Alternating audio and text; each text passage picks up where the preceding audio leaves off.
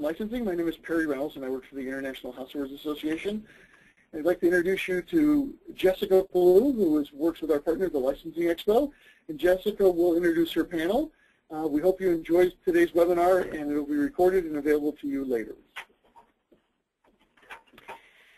Good morning, International Housewares Association members, and thank you, IHA, for inviting us back to talk to your members about licensing and brand extension. We're really excited to be hosting this webinar today. And if you have any questions, you can ask questions using your keypad throughout, and then we will answer them at the end of the presentation. So as Perry said, my name's Jessica Blue. I'm the Vice President of Licensing Expo.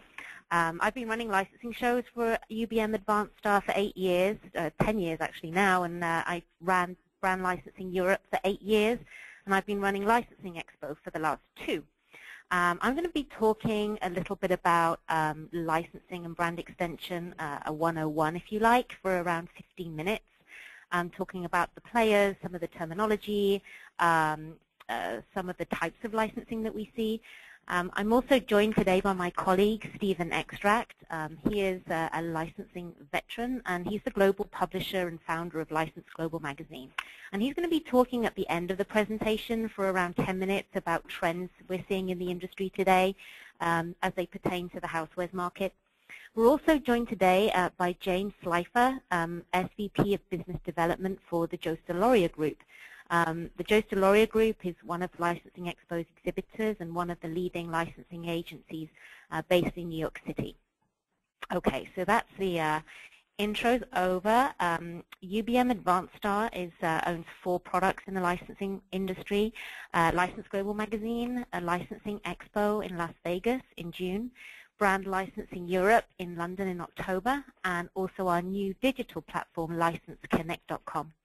And we basically are the go-to resource for everything licensing, and we serve the licensing market. So I think we all know that the global licensing industry is big business, and in 2013, the industry accounted for $251.8 billion in retail sales. So it's a huge market. It's an exciting market. The house and homewares piece of it was worth $19.4 billion in global retail sales in 2013 and $14.7 billion domestically. So it's a sizable piece of the licensing market and represents almost 10%, 9.3% of U.S. licensed retail sales. So let's start really with what is licensing and kind of how does it work. Consumers really aren't aware of licensing. They just buy the products that they like, and that's really how it should be. Licensing should be a seamless product brand extension, if you like.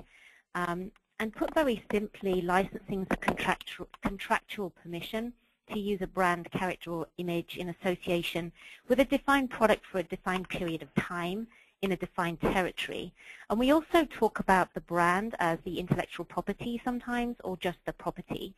And really, licensing is the process by which a brand or property owner extends their brand out of its principal environment and onto products of a completely different nature. So just to give you a real example, I've chosen an intellectual property that's represented by the Joester Loria Group and is owned by Kellogg's. So Tony the Tiger, as you might know, is a piece of intellectual property that's owned by Kellogg's, which in itself is also intellectual property or a brand. And Kellogg's is represented for licensing by the Joester Loria Group. And Joester Loria have here found a licensee for Kellogg's, which in this case is a dishware manufacturer. This is actually a shot taken from Licensing Expo. And the deal was negotiated by the Joester Loria Group, and a royalty on each sale is being paid back by the dishware manufacturer back to Kellogg's. So really this deal has added value and desirability to the dishware product and should mean more sales for the manufacturer and royalties back to Kellogg's. So really a win-win for the parties involved. So let's talk a little bit about the players. You'll hear these terms a lot when you enter the licensing world, and this is how the relationship works. The licensor is the owner of the brand or property, and the licensor might be represented by a licensing agent, such as Joester, Loria, or may not. The licensee is the consumer goods manufacturer or the app developer or the publisher or the video games maker who buys the permission to use the license on the product that he or she develops and makes. And then a crucial piece of the licensing puzzle is the retailer. And the retailer is obviously the one that buys the product from the licensee. In some instances, the retailer buys permission direct, and that is called a direct-to-retail deal. And I'll talk a little bit more about that in a second. So a little bit more terminology for you. We talk a lot about licensing out. And that's when a brand owns the intellectual property and is licensing it out to a licensee. We call that licensing out. Licensing in is the opposite. And when a licensee takes a brand into their business to make product, we call that licensing in. The question a lot of people have really is about royalties. How much should I be paying? And is this a fixed price transaction, and what does it look like? So just to explain a little bit, when we talk about licensing, we're really talking about the licensing agreement. And the licensing agreement is between the licensor and the licensee, and it's legally binding, and it's there to protect the interests of both parties. The licensing agreement is prepared by the licensor, and it's approved or amended by the licensee, and then signed by both parties. The licensee will be paying the licensor a royalty for the use of the licensed property on their product. And this is normally in the format of an agreed percentage on sales. And a royalty can be anything between 3 and 22%. And I know that sounds like a big window, but the percentage really depends on a number of things. It depends on the type of property you're dealing with. Is your property very hot, for example? Is it an evergreen property? What type of category is it in? Is it art? Is it food? What's the price point? And James can maybe talk a little bit more to that point, but really there is a range. It's important to negotiate. The licensor is going to want, as much royalty as possible, and as a licensee, you want to make sure that the royalty you're paying is manageable and is sensible. You may also be required as a licensee to commit to a minimum guarantee, and that's a minimum fee or level of remuneration that has to be paid by the licensee to the licensor, irrelevant of product or service sales. So, that's just to clarify at the outset, there's a minimum amount of money that will be paid in royalties over the period of the contract, but at the end of that contract period, if this amount hasn't been met, you'll be required to top this up. You may also be required to pay in advance, perhaps, which is an upfront payment from the licensee to the licensor, and is normally paid on signature of contract. So if you have some more specific questions about that, I think James would be a good point person to ask maybe at the end, but that's kind of how it works.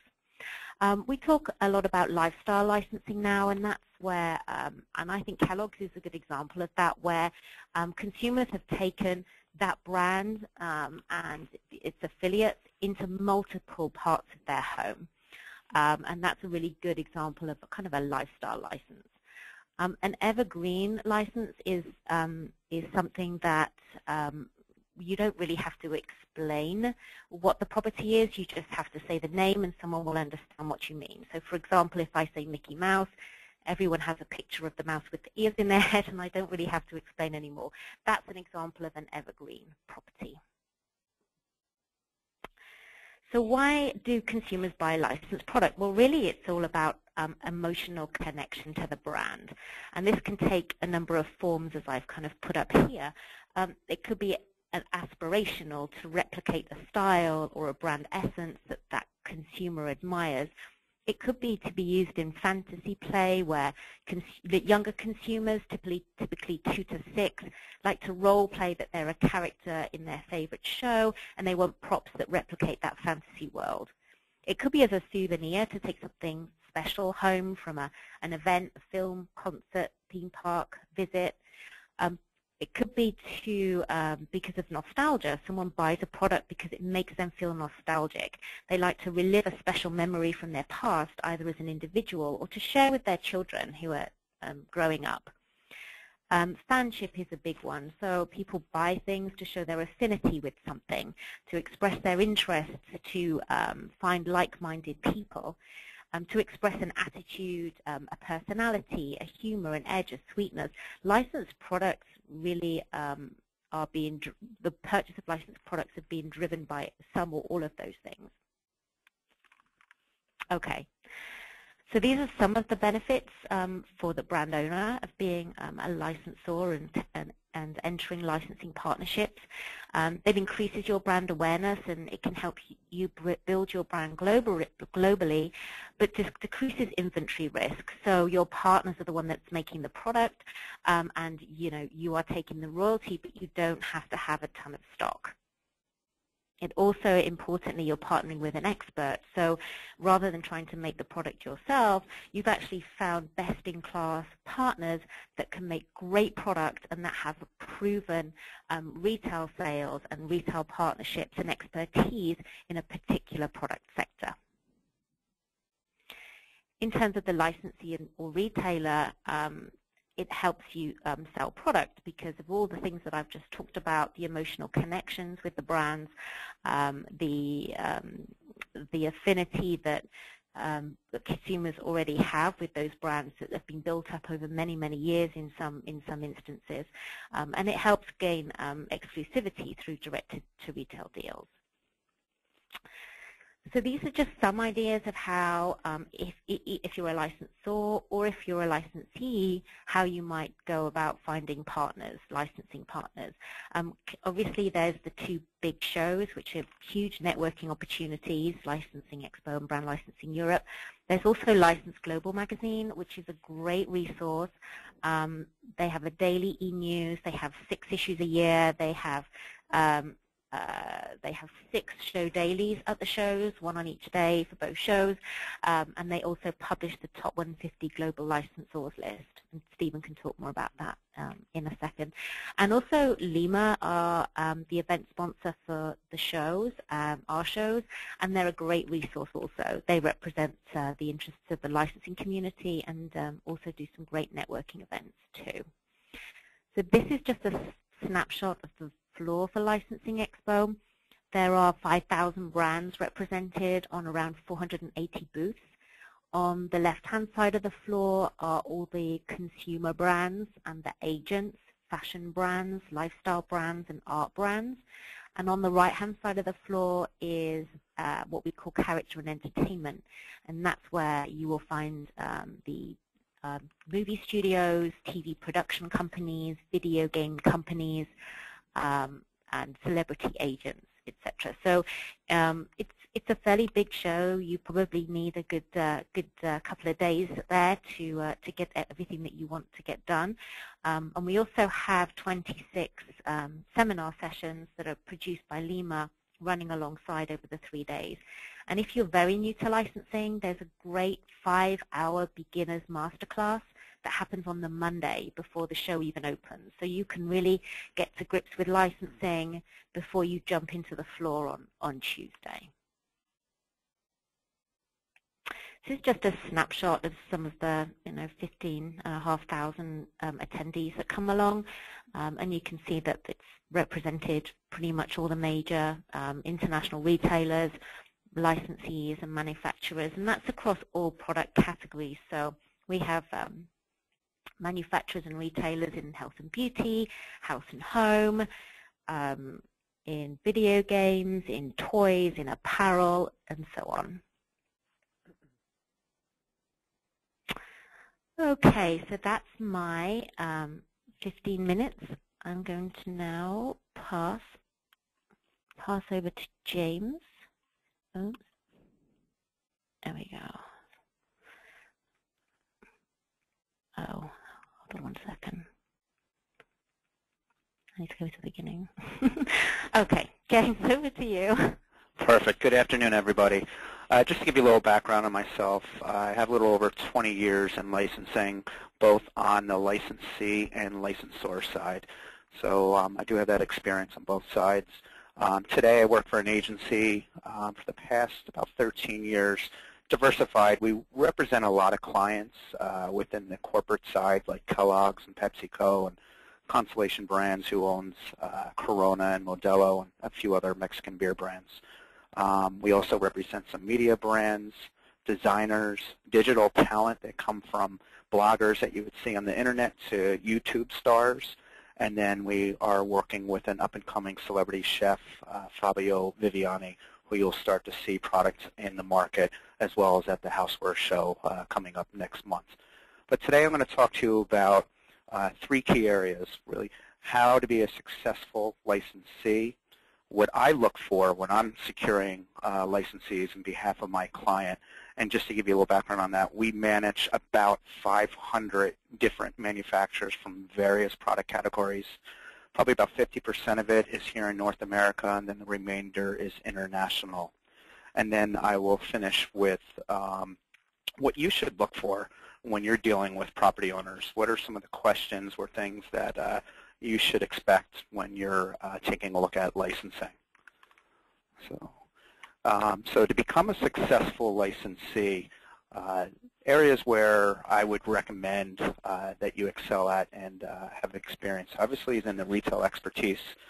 You're all manufacturers. You guys are already selling to retailers or e-commerce, catalogs, and so forth. But really, you know, what we look at is establish and maintain relationships with key retail accounts. So we look at manufacturers having success there. When you take on a license, you want to have the knowledge of that particular property and what their objectives are. You should really, know what their strategy is for the upcoming year so that you're aligned with your retail conversations with buyers. You really want to know what that property owner's core business, what they're doing, where are they selling their core business. If it is a brand like Kellogg's that has cereal or snacks that are being sold in grocery and mass and other accounts, what kind of marketing promotions they're doing. And then also a lot of these properties that you're looking at licensing, they already have established licensing programs. So you want to know what their other licensees are doing because you might be selling to the same channels as they are. And I'll talk a little more about that further down the road. You also want to, in becoming a successful licensee, is you really want to establish good relationships with the key stakeholders at the property owner or the agency. You want to have those relationships with the brand managers that you're dealing with on a day-to-day basis, to creative, which is where they're trafficking your product approvals, to even senior management. And why I say that's critical is if you ever run into an issue that you need an approval done quickly, or if there's a situation that comes up with your contract, the better relationships that you have with that property owner or agency, the much easier it is to really resolve any of these situations. And I will tell you, just my licensees that we manage, the ones that we're much closer with, things tend to get done much better. You also, depending on who you're working with, the type of property and how big it is for your company, but dedicated resources to the license. You want to have one point of contact from on the manufacturer side, communicating to the brand owner. There will be many people in your company that are dealing with licensing. I mean, you're going to have your legal department, your accounting, product development, and so forth. But you need to have at least one person that knows what's going on so that if there are any situations that you can easily resolve them. Open lines of communication with the property owner. If you have up-and-coming retail meetings, you want to let the brand owner know that because they might inform you of something else that's going on with the brand in that particular retail account. Or you want to provide recaps from that meeting or sell in and sell through and so forth. But communication is key to the success here. Other areas, collaboration with the licensor is very important. Be open. So if their licensor is giving you some direction on product development, just be open, look at their suggestions. Sometimes they want to get involved with you with joint retail presentations or even cross-marketing opportunities. But I find the best relationships is when the brand owner and the licensee can work with one another and work not only in product development but selling into retail. And then you also want to look at establishing relationships with some of their licensees. In some cases, on the brands that you do end up licensing might have international presence. So there might be a friendly competitor of yours that's not selling here in North America, but they're in Europe or Asia that you can share joint sourcing. So that can reduce your investment in tooling and molding. I found that to be very successful in certain categories that I've worked with in the past. It will help you reduce costs. And then as well as other types of licensees here in your own territory. In some cases, like at the Housewares show, I have 2 licensees that are co-oping a booth at the show, so they help offset some cost. Next slide. And then what I look for in a licensee when we're looking to fill a particular category, especially in housewares, is, and some of this is a little repetitive, but obviously retail relationships, that's always key. I'll call the buyer, I'll find out who the preferred vendors are, who do they like working with in some cases, but that's always been an important criteria. I like to look at what the capabilities are in product development and sourcing. We love working with manufacturers that will invest in taking a commodity product but then tweaking it with innovation, some unique features, whatever it might be. But to us, that's very appealing because we want to make sure when we're on the shelf that we stand out and have a different and unique product. We look at marketing capabilities. We want to see if these manufacturers have the ability to strategically market not only to the trade but also to consumers. So that could be through social media, websites, like having a micro website on your own manufacturing site but dedicated to the brand, taking out trade ads, doing PR, promotions, even product demonstrations depending on the category. Then also just making sure from a competitive perspective that you have an understanding on your competitors, where they're selling, what other licenses they might have, how they're priced. There's obviously other variables. But not every manufacturer, importer, or distributor will have all these disciplines, and that's fine. You know, we can't expect these manufacturers that we work with to be experts in every area. But whatever we can do, we'll try to help out because we do have the marketing capabilities, product development, we have retail relationships. So we'll step in if we feel that the manufacturer doesn't have that discipline or needs some assistance, because it's in our best interest to help you. We want you to be successful because that's how we generate our royalties and commissions. And then I just referenced a few manufacturers here.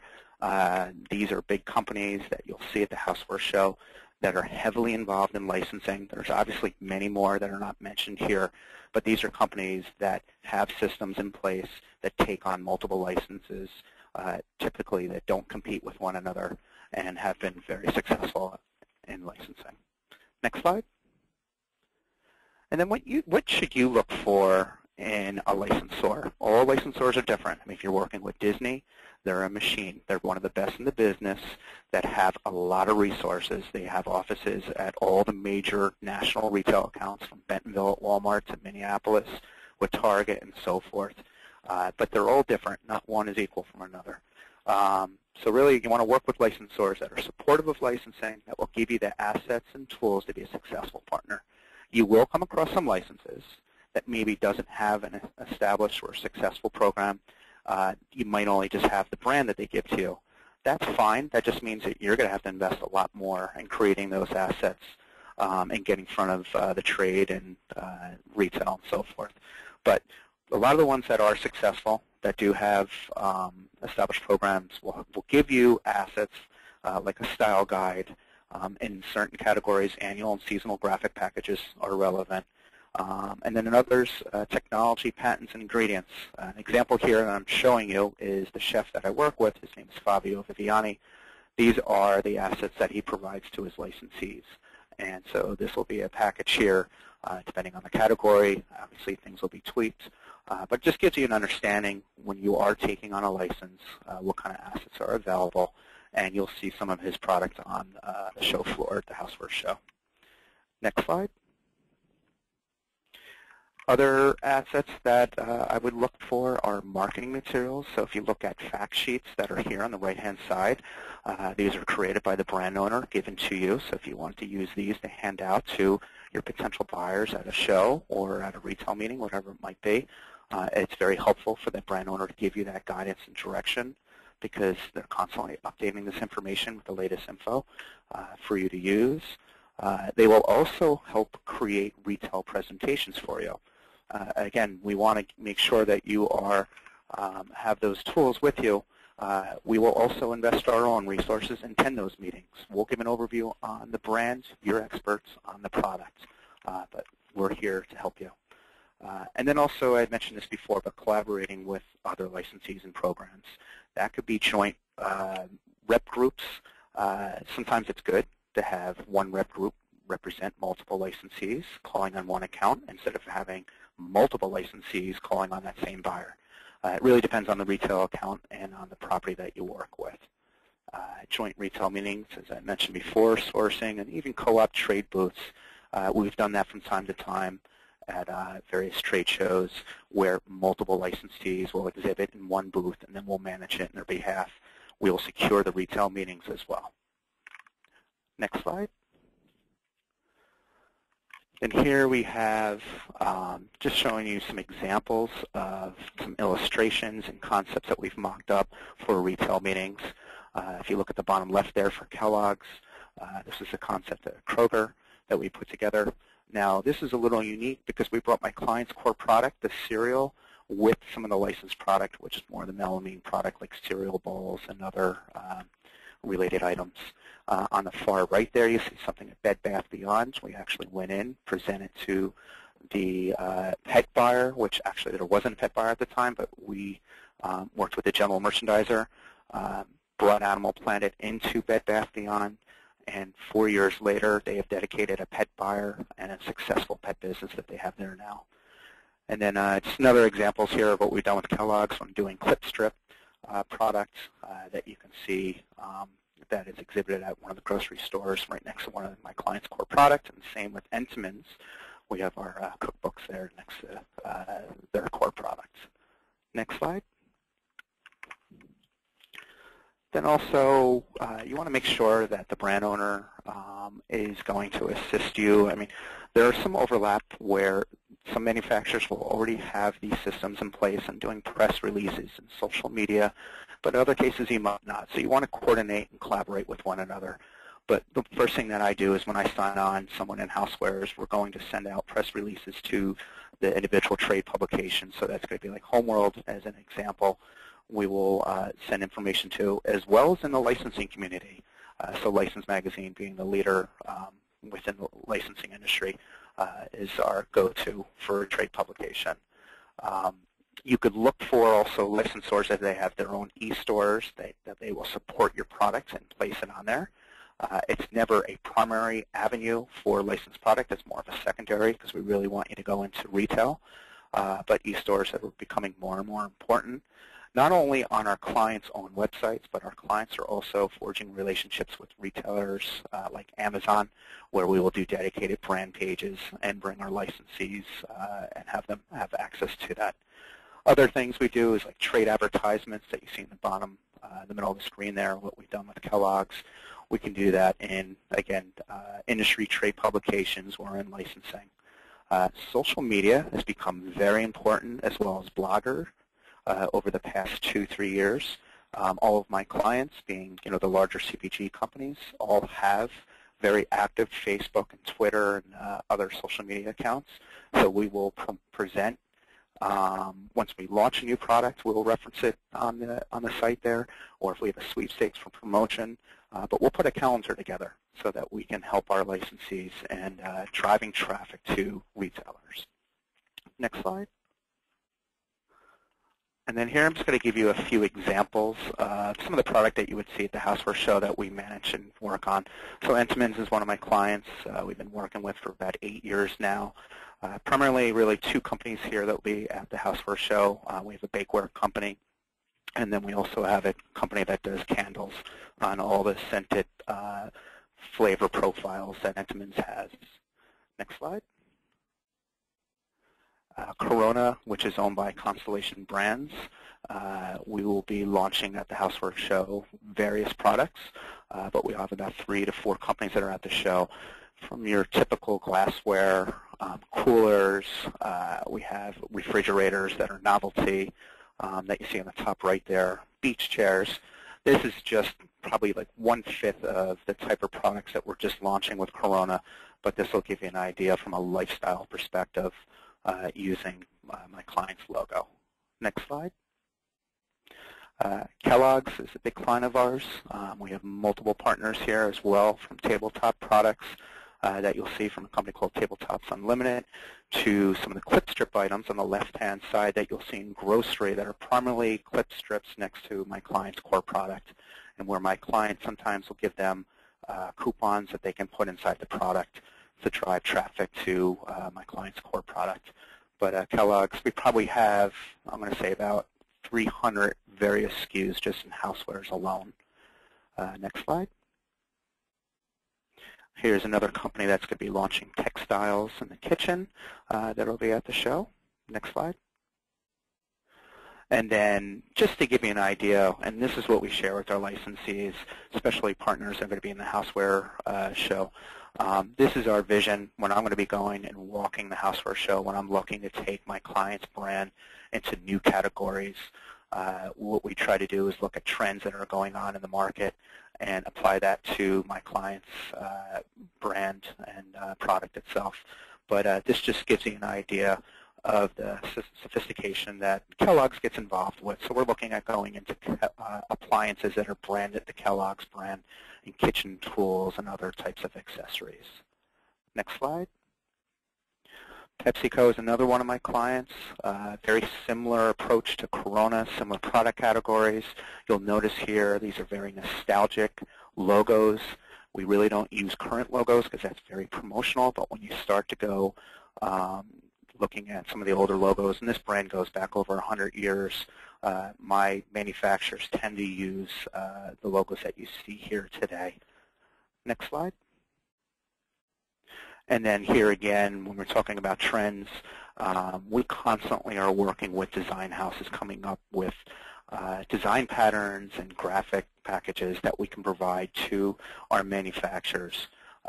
So these are just some ideas here. So we will give these assets and tools to our houseware partners and develop products, or go in front of a retailer and present them product to gauge their interest before we would sign on a manufacturer. And next slide. That's it. Okay, over to you, Stephen. Hello, everyone. My name is Stephen Extract, and I'm the group publisher of License Global magazine. Just before we start, before I do my portion of the webinar here, I just want to tell you that probably the most critical factor for staying on top of what's going on in licensing is to know what's going on in general in popular culture. And so I really encourage you all, at the end of my presentation, there'll be a web address for going to licensemag.com, which is our website, where you can sign up for free daily e-news, which takes you about 30 seconds to read every morning, and it'll give you an overview of what's hot in among licensed properties. So I really encourage you all to sign up for that. Again, it's free of charge, costs no money, but it really will keep you up to date on what's going on in the business of licensing and what are the hot properties, because I think that's really critical for everyone in this webinar today. So with that said, I'm just going to quickly take you through some brand licensing success stories in the housewares category that we've seen in the last decade or so. And that's folks like Martha Stewart, certainly George Foreman with his grill, is probably one of the more successful licenses ever created for housewares. Michael Graves, Better Homes and Gardens, Epicurious, Ralph Lauren, Calvin Klein, Vera Wang, Kate Spade, Food Network, Wolfgang Puck, Bobby Flay, the Duck Dynasty brand, Campbell's, Coca-Cola, Disney and Disney's Frozen is certainly a hot property right now. Hello Kitty and Pillsbury Doughboy. Those are just some properties that probably are top of mind for everyone when you walk through retail today. Next slide, please. So some of the big names in Housewares licensing with star power still are people like Guy Fieri, the chef, Rachel Ray, another Food Network chef, someone who made her name in Food Network, Kathy Ireland, who's a lifestyle guru, Wolfgang Puck, a chef, Bobby Flay, a chef, Emerald Lagasse, and certainly Martha Stewart. Next slide, please. So one of the areas I wanted to focus on is celebrity chefs in licensing, because it's really become a major mainstay in retail these days in the housewares category. When you walk through retail, you see so many celebrity chefs. And so who are sort of the current hot chefs right now? Buddy Valastro, who's Cake Boss. I'm sure if anyone watches television, they've seen Cake Boss. He's quite a personality, and he's built a pretty good licensing program. Dominique Ansel, the Cronut Craftsman. Cronuts are sort of that new cross between croissants and donuts, and he's creating a licensing program there. Jason Santos, who's a very well-known New England chef, and he's the blue-haired virtuoso. He appears quite frequently on a lot of morning shows, and well-known chef. Ingrid Hoffman, who's a Latina tycoon chef, appears on Univision, and really has an emotional appeal to the Hispanic audience, which is a growing audience in the United States. And certainly Fabio Viviani, who James was just talking about, who James represents, and has quite a great product range out there as well in housewares. Next slide, please. So let's talk a little bit about what's happening more recently with YouTube phenomenon. You know, all of those chefs that we just saw are sort of people who've made their names in standard media. But what we're seeing coming up very quickly is there's a whole new range of chefs and celebrities coming from YouTube that will sort of be the next wave of celebrities that retailers are going to be looking for. And so it's really the next Martha Stewart or Rachel Ray is going to be coming from this world.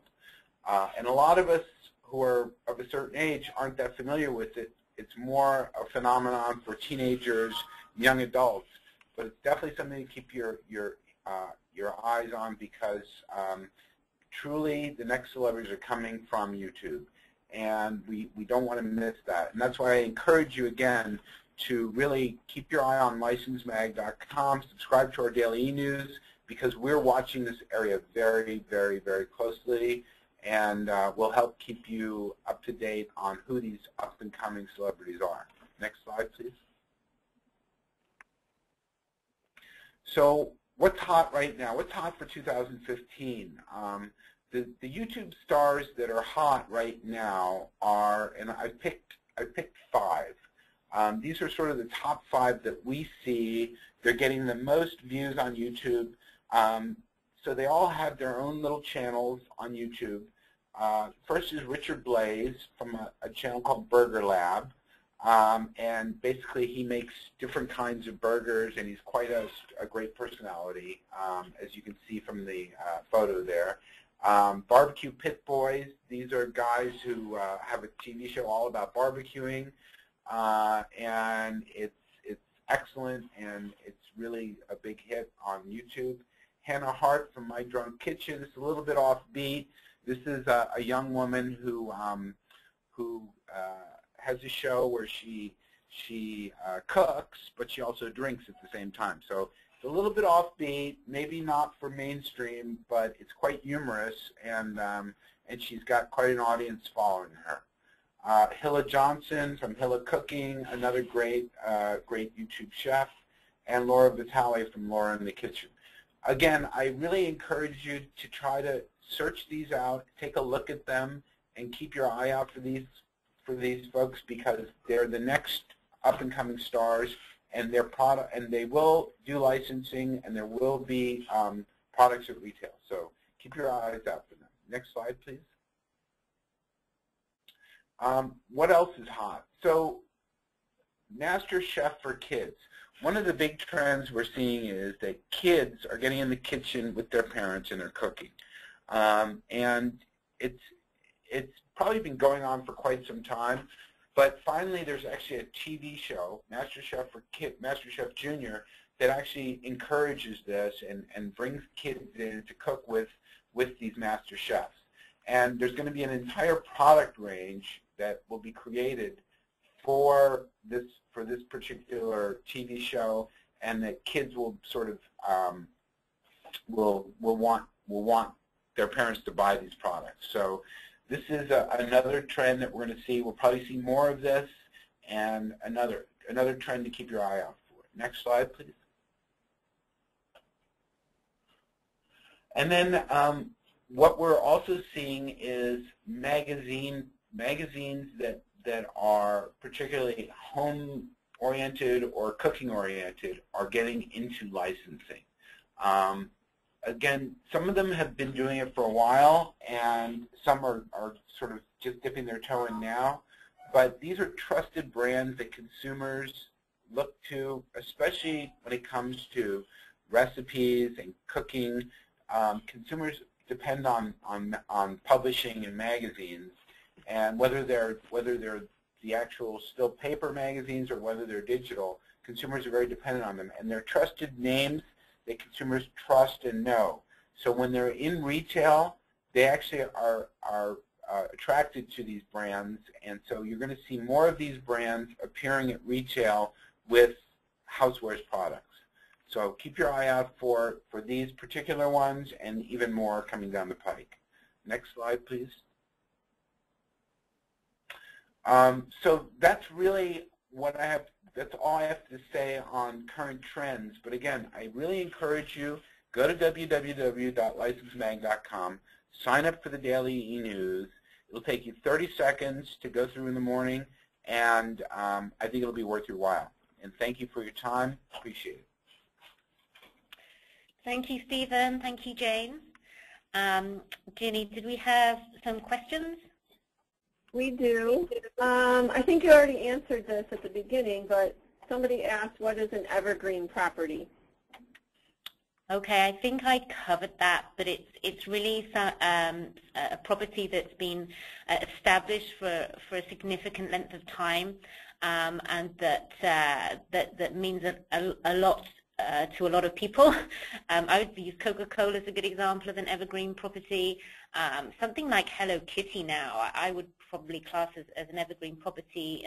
Kitty's been around for a long time, but yeah, I would say that that's probably a fair description. And the next question is, can you redefine license out versus in? Sure, absolutely. So if you're licensing out, you're the brand owner.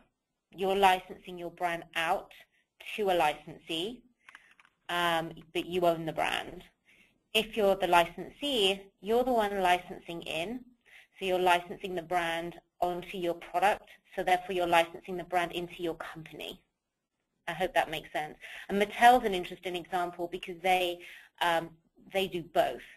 So they license out Barbie to other product partners, to other licensees, and they're also a licensee for some of the major character brands, and they make toys for them, so they actually do both. Okay, the next question is, how does private labeling differ from licensing, and how are requests for private labeling from brands, retailers handled? I think James is probably best placed to answer that one. Sure. So typically private label, when you have a retailer like Kroger, they might take a license and then they might need a manufacturer or co-packer to supply them the product that will go under an exclusive brand or arrangement with the retailer. where licensing, when I license a third-party manufacturer, they are able to sell to multiple retail accounts, depending on the restrictions that might be negotiated into that contract. But private label is normally very specific for an account, and licensing is much broader. Okay, and the next question is somebody's asking Stephen where they sign up for the license mag subscription, but that was just on the slide. Yeah, licensemag.com. Yeah, on the upper right-hand page, you'll see a place where you can subscribe to the daily e-news. You know, and there's one thing I do want to add just on the presentation here. If you are new to licensing and you need guidance and direction, there are a lot of expert consultants that are in the industry that will assist you in finding you the right brand, negotiating the right business terms for you, and giving you other guidance. And you can find those consultants. You can send me an email, or you can even look on LIMA's website for that information, as well as License Magazine. That was actually the next question, so that was great. Do you look for new products to recommend to companies you represent for licensing? I tend to represent brands, not product, but I do like looking at innovation and unique product that are out there that I will then introduce to the manufacturers that I do business with. But it's primarily I'm representing a talent or a brand building their portfolio into consumer products. Okay. And the next question is, are there opportunities for new products to become a licensed product? Yes, there are. And I'm trying to think of examples where a product has then become successful and extended into other areas. There's many, and I'm blanking right now, but Stephen, do you have any ideas on top of your head on what you've seen as a product out there that has then extended into multiple areas?